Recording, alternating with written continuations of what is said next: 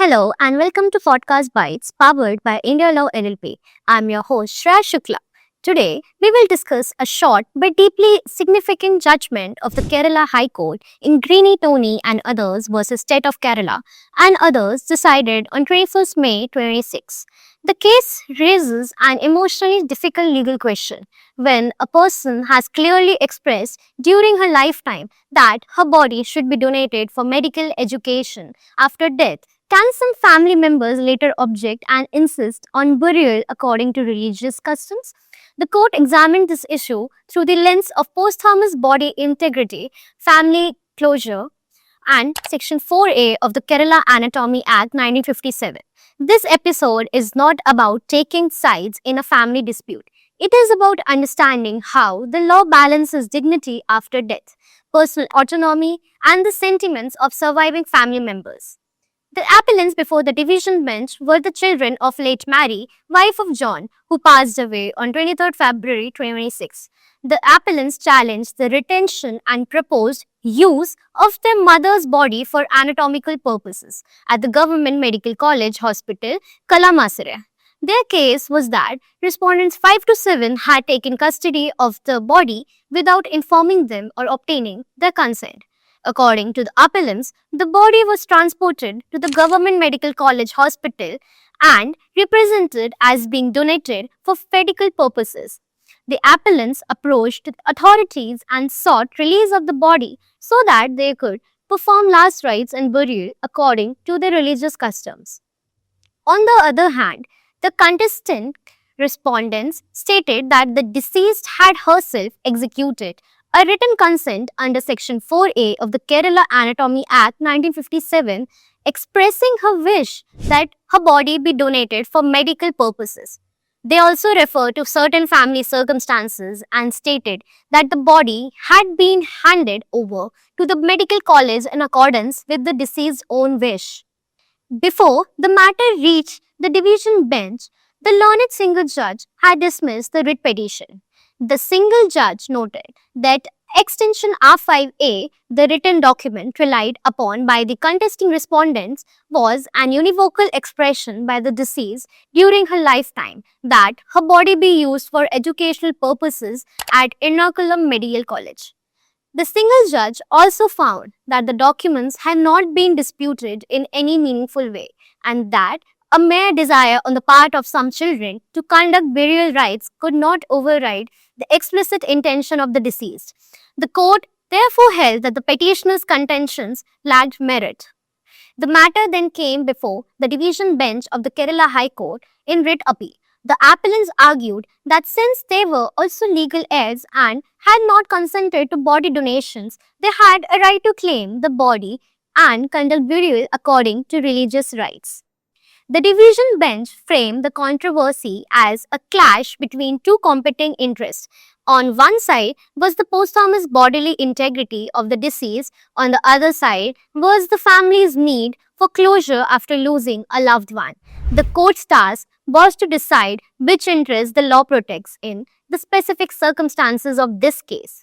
The court observed that the law does not confer rights on the dead in the same way it does on living persons. However, the law does recognizes to some degree a person's wishes and interests expressed during life concerning what should happen after death.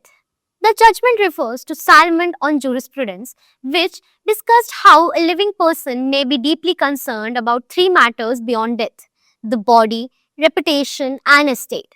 The division bench that connected this legal principle to the idea of posthumous bodily integrity. In simple terms, this means that a person's decision about the treatment of their body after death deserves legal respect, especially where that decision was clearly made during their lifetime. The court acknowledged that many people desire a decent burial or cremation according to customs.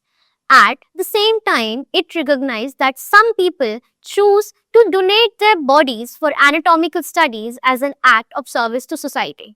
The law, according to the court, strives to honor such wishes when they are clearly and validly expressed.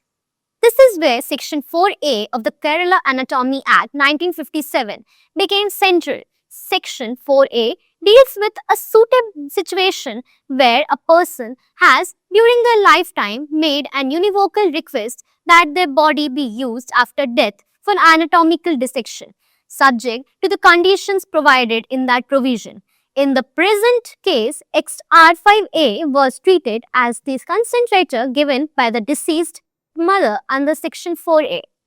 The division bench found that the appellants had not challenged the genuineness of XR5A. Once that written consent stood undisputed, the court held that there was no illegality in the donation of body to the Government Medical College, Kalamasere. The donations was treated as an act done to honor the wishes of the deceased. The court therefore agreed with the view taken by the single judge. It dismissed the writ appeal and declined to direct release of the body to the appellants for burial. No costs were awarded. This judgment is important for three reasons. First, it recognizes that autonomy does not lose all legal relevance at death. Where a person has made a clear, written and valid decision about the use of their body after death, the court may protect that decisions from being overwritten by family disagreements. Second, the judgment treats body donation not merely as an administrative act but as an expression of personal choice and social commitment. A person may choose to contribute to medical education and anatomical study after death, and the law can give effect to that choice. Third, the judgment clarifies that family grief, religious sentiment, and the desire for last rites are important, but they may not prevail where the deceased's own lawful and univocal wish is clearly established and remains unchallenged. The practical takeaway is straightforward. Anyone who wishes to donate their body for medical or anatomical purposes should ensure that the consent is properly documented, preferably in the form and manner contemplated by applicable law. The document should be clear, signed, and witnessed when required. Families should also be informed in advance wherever possible because legal validity and emotional acceptance are not always the same thing. Clear communication can prevent conflict at a difficult time. For institutions receiving donated bodies, the judgment underlines the importance of verifying consent, acting strictly in accordance with the relevant statute. Proper documentation is not a formality. It is what protects the donor's wish, the family's rights, and the institution's legal position.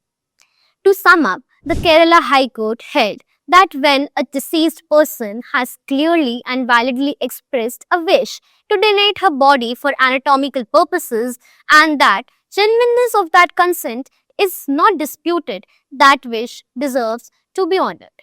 The family's desire to conduct burial rites, however sincere, cannot override the deceased person's own lawful decision.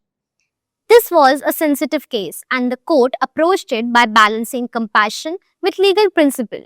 At its heart, the judgment is about dignity, autonomy, and respect for a person's final choice. That brings us to the end of this podcast bites. I'm Shreya Shukla, and thank you for listening.